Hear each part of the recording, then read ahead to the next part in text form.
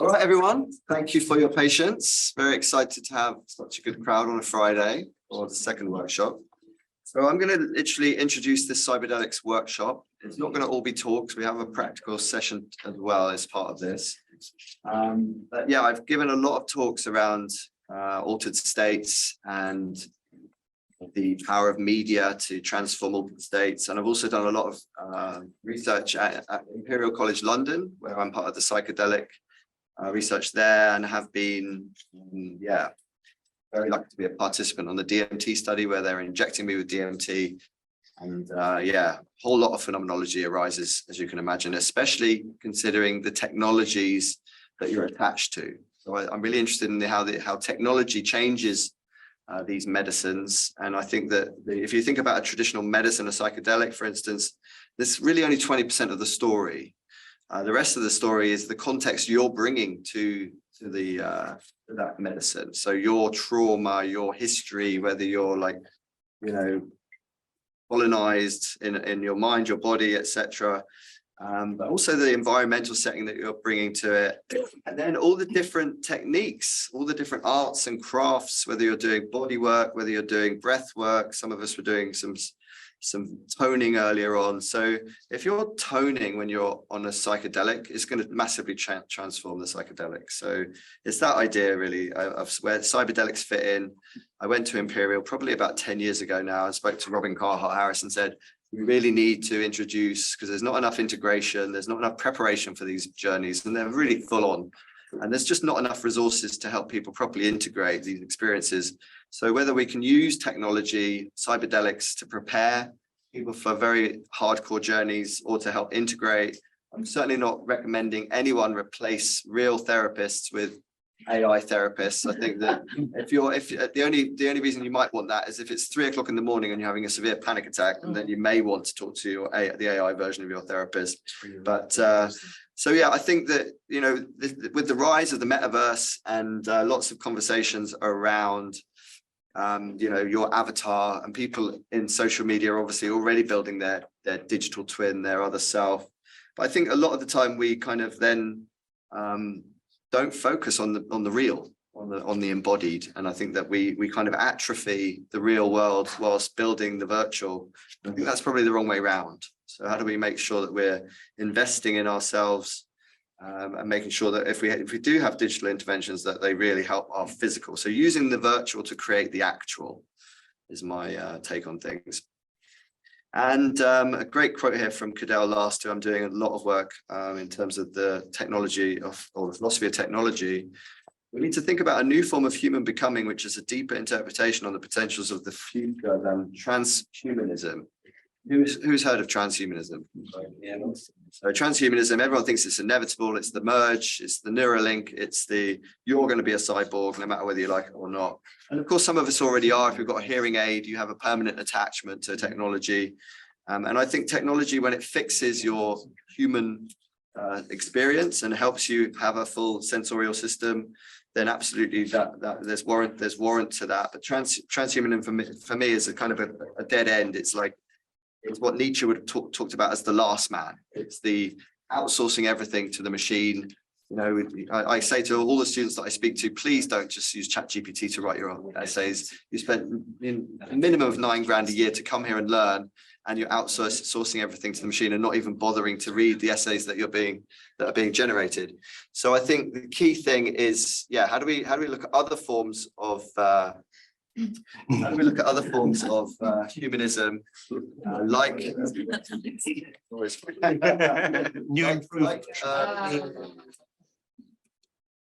can actually see what you're talking about, Carl. So much. Let's see how long it stays. So it was a deep metaphor. Yeah, so is this imagining AI just taking over? I mean, let's make sure that we're still a big part of the equation with the media and with the technologies that we have created. Everyone's losing their proverbial over AI, but it's standing on the shoulders of humans. All of this is our creativity, and it's not sentient. And please get over yourself if you think it is. Let's hey everybody, I have a wonderful life hack I think you're gonna love. Okay, I'm gonna restart that just because. Hey everybody, I have a wonderful life hack I think you're gonna love, okay? Stop fucking life hacking, okay? You're not a goddamn algorithm, you're not a goddamn robot. We need to hold on to our humanity. Stop appropriating robot culture, okay? Robots have told me they're offended. Stop it. I think Alex Ebert there, the bad guru, as he calls himself, has a lot to say about this. So what is hyperhumanism? Hyperhumanism is really looking at the fact that we may not really be human yet. You know, I mean, it's a bit of an, you know, if you think about the humanists, they just put us immediately at the top of the food chain. Clearly, we're not. We're destroying almost the entirety of the world in terms of all the other species. So what kind of intelligence is that? And then you've got post-humanism, which kind of thinks that the human project's already over. Kind of arrogant, to say the least. And then you've got meta-humans. I think meta-humanism is an interesting one. That's kind of, let's listen to the other species. Let's understand that we are part of a nested ecology. But they sort of say we need to cease human consumption, I think is also not ideal. And hyperhumanism for me is this idea that, you know, we may use technology as a bit of a scaffold to give ourselves a new sense or a new ability, but then we put the technology down and don't become the cyborg. We use the technology to give us a new ability, but then we build that ability ourselves. A bit like stabilizers on your bike that you had for a few months.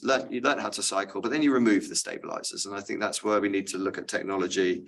And we need to think about what are those other skills and those other senses that we may have that have just not been revealed or have been kind of technologies atrophied them before they even had a chance to exist. So I think we may have 50 senses, but we only talk about 5. So how do we reveal all of those other senses and really become human? And I'll talk a little bit more about my work with Umwelt hacking, which is really trying to explore the other kingdoms, because of course we have the human kingdom, we have the animal kingdom, we have the mycelium, the fungi kingdom, and we also have, you know, incredible opportunities to, you know, become octopus or to become a forest. You know, the plant kingdom, obviously the 4th. So yeah, as I mentioned, this is the humanist perspective, and this is really how it is, and we're starting to understand. And I think you know, we've had statements like, if the bees go, then we've probably got about 5 years left. And then people say, well, let's just make little drone bees. It's like really missing the point. So we're really moving from this information communication, content communication, to contextual communication, to experience communication. And it's like the idea that we don't really want to watch films anymore, and we're seeing the demise of the film industry, to being inside films. I think this is the shift from content to context and changing your senses as the base layer. And McLuhan talks about these hot and cold medias, and I'm really interested in the radio and the book. I mean, how much of your imagination was left to occupy that space because you filled in those worlds, you did the world building, whereas now with a lot of the CGI worlds, it's all done for you. It's a bit like the outsourcing of essays. There's not much left for the human to really use their imagination. I think at the core of all this work is building the imagination. So a quick perception primer. We only experience 1% of the visual spectrum, 1% of the auditory spectrum, and we're kind of like dependent on technologies to see into the infrared and to see into the microscopic and the macroscopic. And I think that that's why technologies are so powerful, because they extend these core limitations. And then of course we have the attention problem. We're very much caught up in an attention war, where your consciousness is kind of not yours anymore, because your attention is always elsewhere. I've done a whole TEDx talk about this idea that we're kind of locked in multiple levels. First of all, within our perception, because if you look in the mirror, you don't see you. You see you flipped front to back, right? And other people see you as you are, but you never do. Same with voice. You know, your voice is never heard by you. You know, you hear a recording of your voice and you go, who's that? And it's you, but the way your brain and the way your voice box and your earbox are too close together, kind of thing. So virtual reality, I think, is the point there. There are ways of fixing it, like a true mirror, two mirrors put at 90 degrees. You look in that and you think, wow, who's that? And that's actually you. You're just never used to it.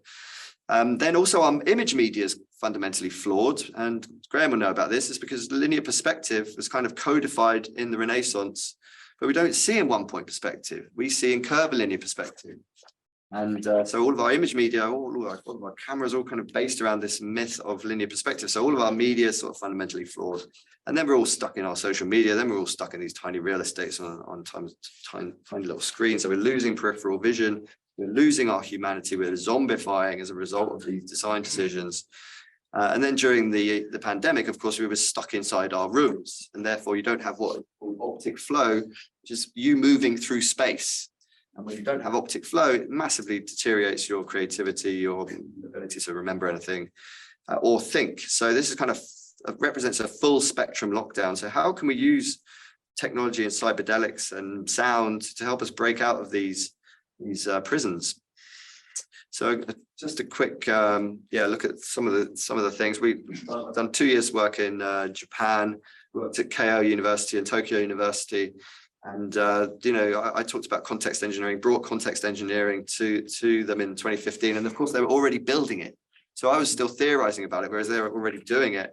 And one of the projects that I worked on was called augmented endurance, where things are actually less heavy perceptually if they're white.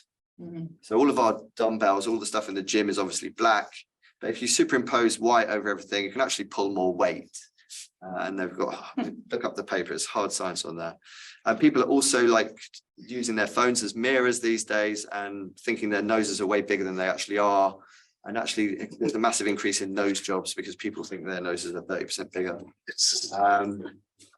Using op art to actually slow people down in the corridors. So stare at the black dot.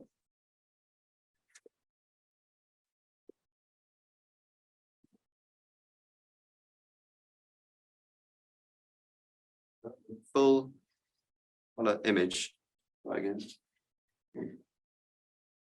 Oh, I think my delay on this. Look again. Try again.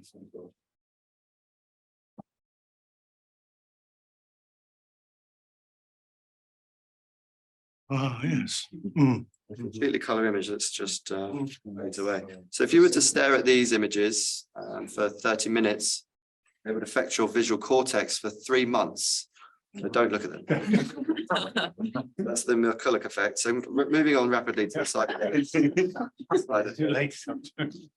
So we've just done a big showcase down at Breaking Convention, the biggest psychedelic conference in Europe. And Jose, Melissa, all showed some experiences that represent the cyberdelic realm. This is another quick video.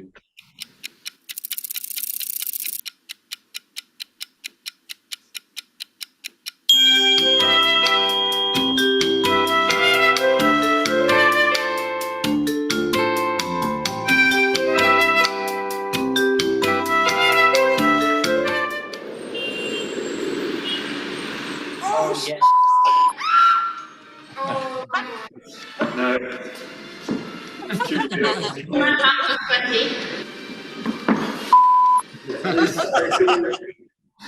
I'll have to go back. No, I don't want to.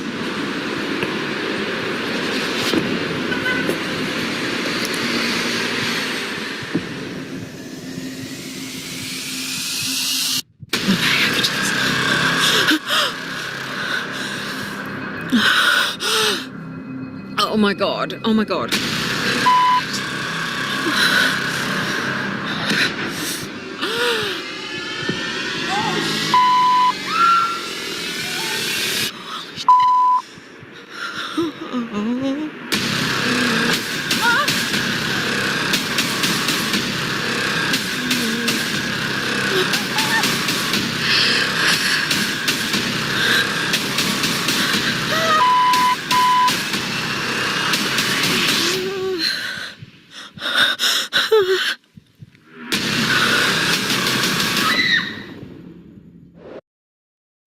I think you get the idea. So media itself is becoming endlessly manipulable in this synthetic reality that we're likely to be plunged into. And so one of the realities is that maybe nobody will trust anything on screens anymore, and we'll all abandon screens into the forest. But in more seriousness, I think the last thing I just showed you was this ability to put on VR and suddenly your brain doesn't know what's real or not. I mean, you're on the floor, you're on a plank that's on the floor, but your brain's going, don't risk. So, there's loads of trials happening around, psychedelic trials that are happening all over the world now, thick and fast. And it's like, how do we prepare people for something like a 5-MeO DMT experience, which is the strongest, they call it the God particle. It's the strongest psychedelic in the world. And the price of admission for that experience is letting go. And you can't let go in your head. It's not a cognitive act, it's an embodied act. So maybe if you were to try Ricky's plank experience in Imperial before your trial to practice letting go, or to practice it at home, because I think that that's such an important skill to actually have. And so these is where I see Cyberdelic supporting the preparation of these experiences. So moving on rapidly to machine learning, there's loads of amazing projects. I really like these sort of circular regenerative projects. So this one was actually created for the big GPT onslaught, but it's from Be Another Lab. There's a friend of mine who scraped dream journals. So when you scrape anything, you're literally taking the contents. So the content here was people's dreams. So people had uploaded their dreams, 100,000 dreams or so. And then ChatGPT was used to aggregate all of those dreams and to then pump out new dreams. So machine-made dreams.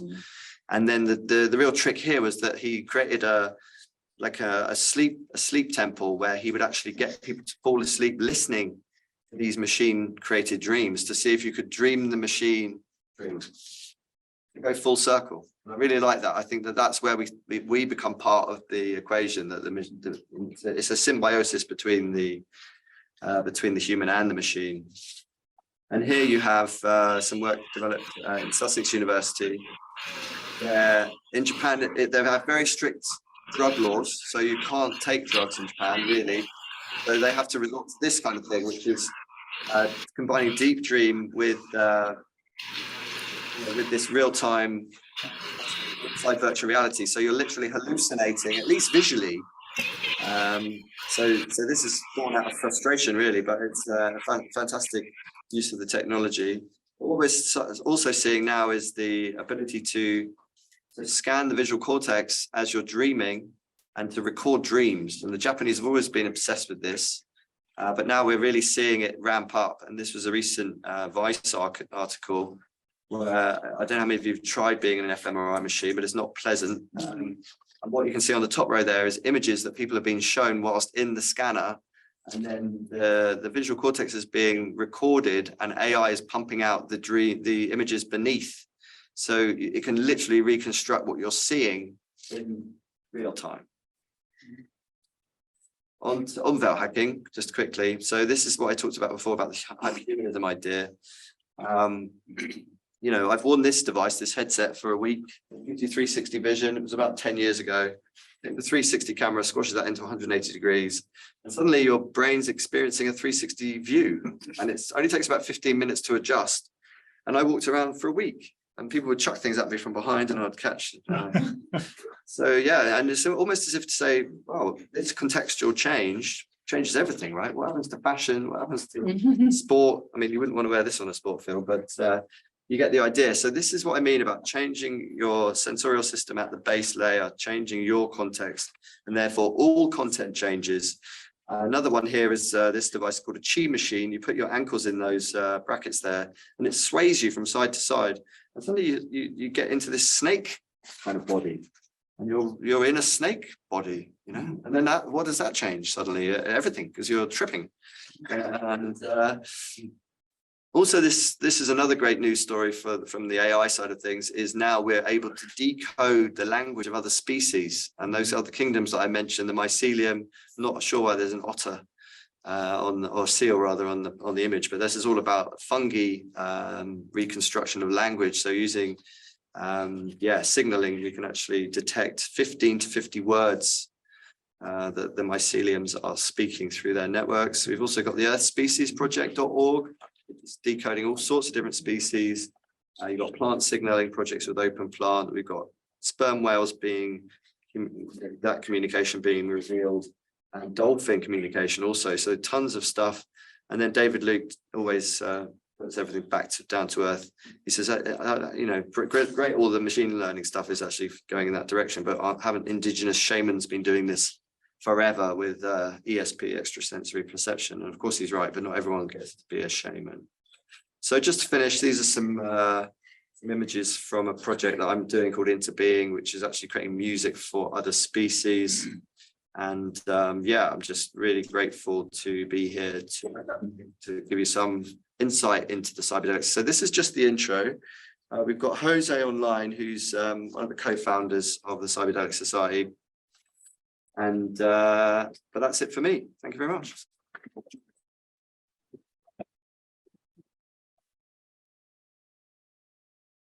So can we check and see if Jose's on? If you'd like to unmute yourself and share your screen.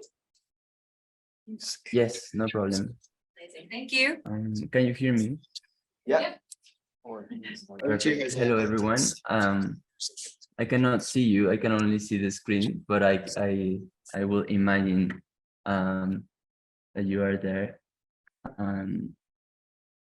I will share my screen, and this is kind of like a follow-up to Carl's talk. Can you see my slides? Yep. Yeah. Perfect. Okay, so welcome to the workshop. I'll just expand on the examples on Cyberdelics. Basically, as Carl mentioned, we were just showing at Breaking Convention the potential of different Cyberdelic experiences. We're showing 4 VR, 1 mixed reality and virtual reality, which is the one that you will be able to see today. And we are fortunate enough to have the creator of that experience in the room as well. Ben, say hello. He will be able to talk more about his experience of creating Squingle in a bit. But I will show you a little bit of the tools that we were showing. The first one is, let me mute it. Basically, Blockade Labs just released AI models to create immersive worlds. And by open sourcing their tools, basically, the community are now creating, prompting worlds and creating worlds, but not only creating 360 worlds, but also being able to drop a character in the world and then basically being able to play inside of it, which is fascinating as the way that this will democratize access to creating worlds. It's fascinating. So we had like that tool at the showcase. We also had the ayahuasca VR journey, which is a fascinating journey by Jan Kunen, who created a documentary back in the 90s about the ayahuasca journey, but then he conceptualized it in a VR experience. So if you want to see an iconic Cyberdelic experience, I recommend you to go through this one. We also had Visionarium 2, another great visionary journey by Sander Bos, as well, exploring how visionary art and VR can mesh together. And it's basically rooted in transformative storytelling, which is kind of the strongest kind of strength of this medium or this technique. Then it's exploring how music and 3D hyper-realistic fractals combined together in VR can generate a fascinating experience. I recommend this one called Recombination if you're into fractals and VR. Strands of Mind by Adrian Mayer, who's also exploring transformative storytelling. Squingle, which you have there in the room, so you could try it, but it's a VR psychedelic puzzle, which you will learn more about it in just a second with Ben. And this is a list of all other Cyberdelic experiences out there. It's definitely a niche within a niche, but a growing niche for the exploration of how we can change our relationship with these technologies and how we can gain a positive feedback loop by playing and kind of like creating a new genre of gaming, which is transformative gaming. There's also some quite evidence rising from control trials in testing how VR can actually have similar effects as psychedelic experience. For example, the first and most iconic research paper is by Glowacki, and basically is showcasing Eastness as a multi-person VR to design peak mystical type experiences. If you're interested more on learning about it, there's a recent talk that just came out at the Breaking Convention YouTube channel. And Catherine Andrew explains all the methodologies and processes that they use to actually measure how the sense of self merge, and how all the kind of metrics to be able to prove that these type of experiences have similar effects as psychedelics. There's also participants combining both the psychedelic and the VR for psychedelic assisted psychotherapy. So there's quite a few research studies pointing at the potential of these two coexisting very well. Especially as we see that moderating not only psilocybin, but also MDMA, LSD, and possibly ketamine as well. This could be a potential breakthrough in psychedelic assisted psychotherapy, as people before the experience could like have a go to an experience that can start preparing them for a deeper journey, and also throughout the integration process to assimilate the insights from the experience. Also, another research paper from MPU, from the sound self experience, basically are proving that by combining biofeedback techniques, in this case, a sound, the sound of your voice, with virtual reality, can generate a sense of wellness, and basically help the participants to increase their mental health. And the same guys from SoundSelf, Robin, he also created the Technodelic Manifesto. So Cyberdelic, Technodelic, Digidelic, and Numadelic are basically similar things. They change slightly in different kind of like details, but in its essence, they are very, very similar. And it's just different ways of describing the same thing at the end of the day, which is the immersion in cyberspace as a psychedelic experience. So in the part of the workshop that we want to share with you in terms of like the hands-on experiences is a toolbox for you as well to create your own, or if you feel inspired to explore technology in such a way, we want to give you tools as part of the Cyberdelic Society. We want to open source the knowledge from the community, so then everyone can actually start building their own experiences. There are 4 components of the toolbox: the principles, the mechanics, the experience design, and best practices and ethics.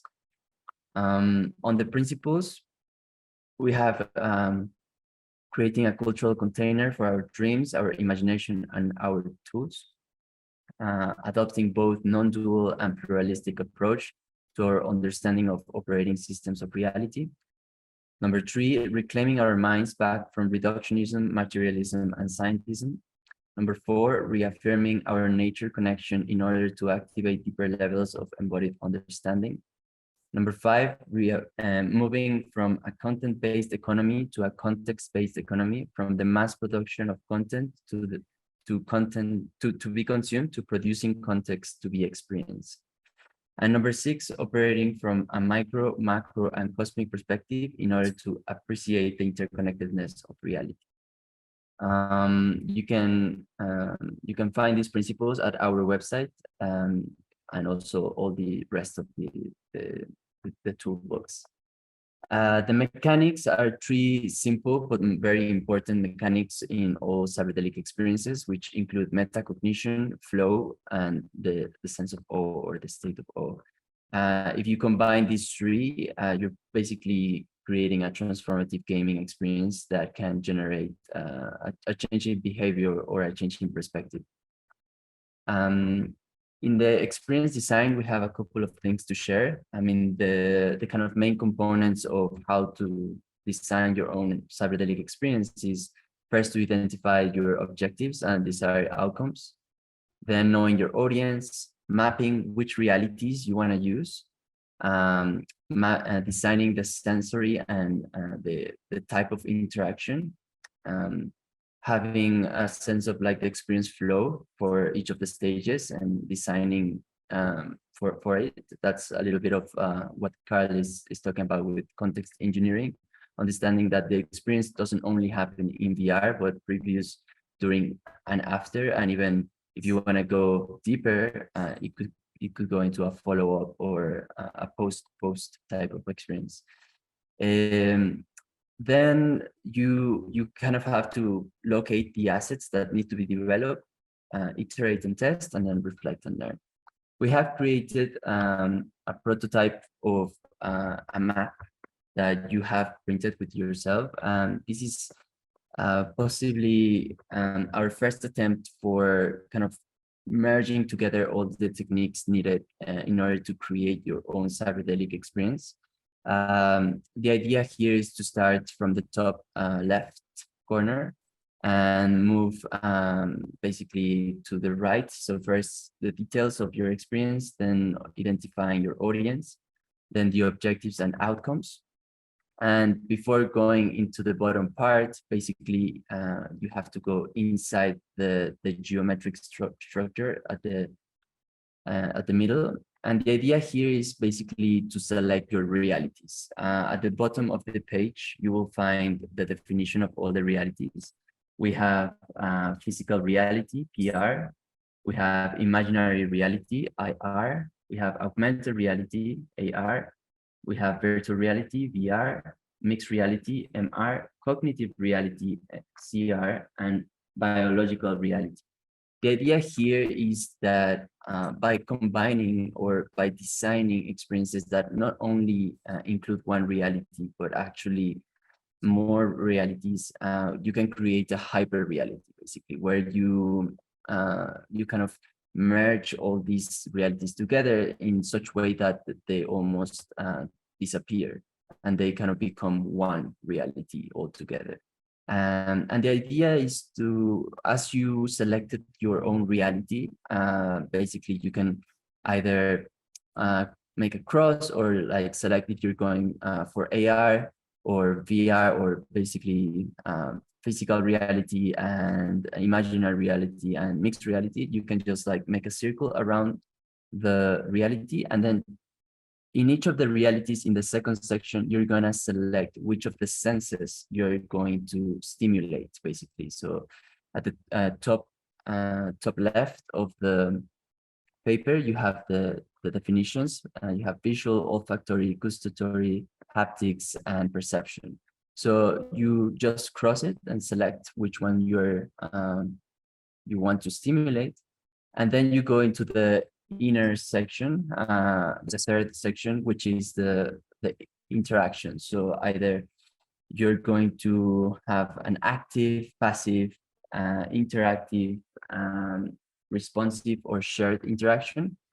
And once you know that from all of the realities that you selected, you're going inside into the quadrant. And the quadrant is basically, you're going to think about the relationship between these different domains, between the reality and the sensory, between the state and the interaction, or sensory and interaction, or the state and the reality.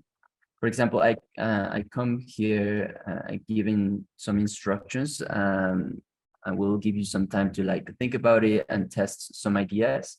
But once you have done most of the filling in of the inner geometry, you're gonna go on the bottom part of the paper, which will be almost like mapping at what stage you want to trigger each of these components, and basically you're just going to use this timeline to kind of point at basically the interactions, the realities, and the states. Basically, you're going to map it into a time. If you have any questions, please feel free to ask it. You are the first group that we are testing this prototype, so we're looking forward for some feedback.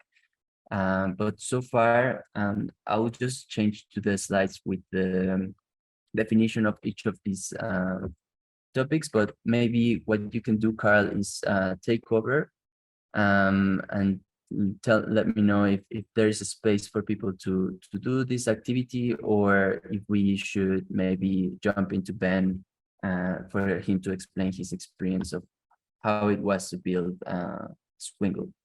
Yeah, I think what would be useful, because this slide's really small, so you might just want to talk us through this slide. The one you just moved away from. That one, Yeah, I mean, it's very self-explanatory. I mean, these are just instructions for you. So on the purpose is it's just saying start by defining your purpose of your Cyberdelic experience. What do you want to achieve? And basically just defining that. If you want to name the experience as well, that's useful. Then identifying your audience, like consider age, interest, technological proficiency, desires, needs, cultural background, etc. Then you go on the reality mapping, as I just explained. Then the sensory and interaction design, as I just explained. Same as the experience stage design is like how will the experience flow for the user, and what is the narrative or the sequence of events, basically. And then in the section of the assets or the assets needed, basically you need to identify what do you need to develop.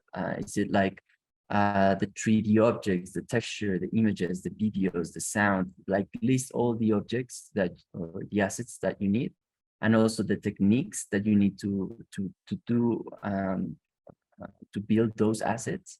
And lastly, the people that you need in case that you need like a bigger team for building these experiences. And the most important really at the end is like when you start kind of understanding the interaction between these quadrants, like from the reality and sensory, you pair each of the chosen reality with the senses. So for example, you can say the visual sensor will be basically paired with the augmented reality, but the heart rate sensor will be paired with the biological reality, and the relationship between these two will generate this outcome, basically, or this desired outcome. Same for the sensory and interaction. So for the chosen sense, you will define what are the interactions. Is it passive? Is it active? Is it interactive? And basically understanding what is the relationship between them. Same as the interaction and state, but in this case, it's like for the chosen interaction, for example, if this interaction is active, what is the intended state that you want to evoke in the experience? So, okay, this is the interaction, it's an active type of interaction, and I want to bring a state of calmness or meditation, contemplation, and then basically that will help you understand what is the desired outcome of each of the interactions. And at the end is the reality and state interaction. So basically what with the chosen realities, basically what are the states that you aim to induce, which is about realizing the potential of the different realities to evoke certain emotions, thought processes, and biological responses. So yeah, this is really it in a nutshell. Maybe we can give you like some time to start exploring. What I've done, Jose, is that I'm getting everyone to give emails, especially if they're interested in doing this in a longer session, because I think, to be quite honest, I think there's probably at least sort of a 5 hour, at least a 5 hour workship rather than 5 days. Yeah. Everyone agrees. It's the nutshell analogy is great, but I think yeah, I mean, for me, I did not have any expectation on you guys doing it, but it was more like for you to test it, and if you can give us some feedback via email or anything, it would be very well appreciated. At the end of the day, really, our intention is to open source the knowledge of the Cyberdelic society, so we can start democratizing for people to create their own experiences. So this is just our first attempt for a design process and a thinking process behind it. If you want to look at some of the best practices and ethics, we have that in our website. Basically, it's just for us to play safe and also understand that there are implications when playing with perception and states of consciousness and, technology in itself. So ethics are crucial for us. So you can check that out in the website. Thank you so much. We are the Cyberdelic Society, and we explore how the targeted application of ancient and modern technologies can generate altered states, leading to altered traits. Thank you so much. Jose.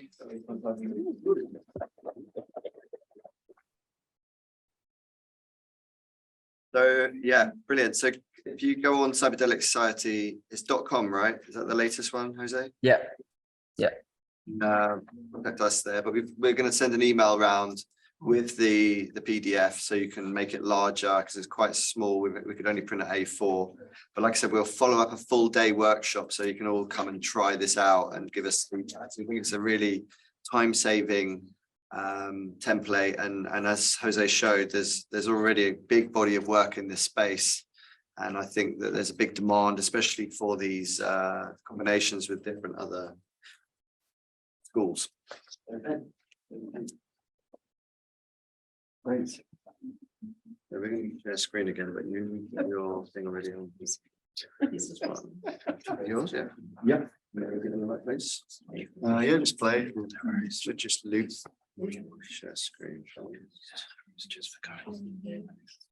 So I'd love to know, get a bit of a show of hands of like just to understand who I'm talking to. So I'd love to know how many of you are students and people working in education, lecturers or something else, involved with the gaming industry and other technical art kind of stuff. That's really great. Thank you for sharing that with me. So yeah, I want to talk a little bit my journey and also this game Squingle, which is a virtual reality sort of psychedelic inspired puzzle game where you have to guide revolving orbs through a series of increasingly complex 3D cosmic mazes while being taken on a sort of story of transcendence through cosmic evolution. So my background is actually in physics. I studied physics and then went on to do a PhD at Oxford in engineering science, where I studied liquid crystal display technologies.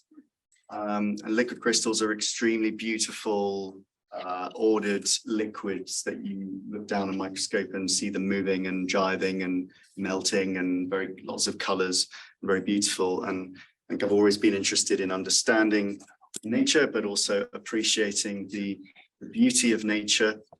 And then after I finished my PhD, I went to Tokyo and studied Japanese for a year, and then ended up at the same place, coincidentally, that Carl mentioned at Keio University in Yokohama, right next to Tokyo, and did a postdoc in computer-human interaction.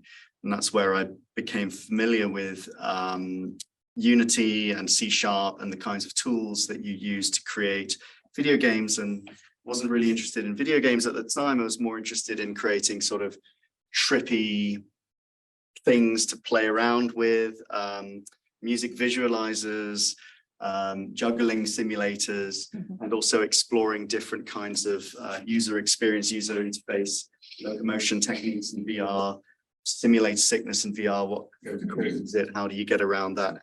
What other uses can you use VR for? Reading UIs, haptic technology, how do you use haptics in VR? Eye tracking technology, how can that be used to navigate things or interact with VR or extend VR experiences?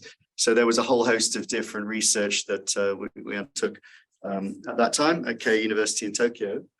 And then I came back to the UK and I was continually doing a lot of prototypes. I'm especially interested in juggling, which I will just, I forgot to get them out, but I might as well just show you a bit.